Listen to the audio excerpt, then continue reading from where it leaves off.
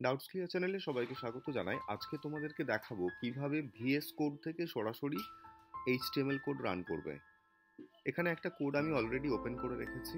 এই কোডটাকে আমরা এই ভিএস কোড এখান থেকে কিন্তু আমরা ব্রাউজারে ওপেন করব, মানে ভিউ করতে চাইছি। তো কিভাবে করব দেখো, আমরা জাস্ট এখানে রাইট ক্লিক করলাম, তারপরে দেখো এখানে ওপেন ইন ডিফল্ট ব্রাউজার এই অপশনটিতে আমি ক্লিক করছি। ক্লিক করার সাথে সাথে তোমরা দেখতে পাচ্ছ আমার ডিফল্ট ব্রাউজারে কিন্তু পেজটা ওপেন হয়ে গেছে।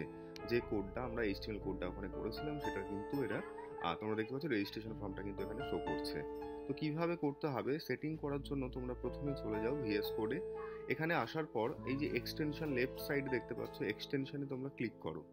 এক্সটেনশন এই অপশনটা ক্লিক করার পর তোমরা এখানে টাইপ করবে, জাস্ট টাইপ করো ওপেন ইন ব্রাউজার।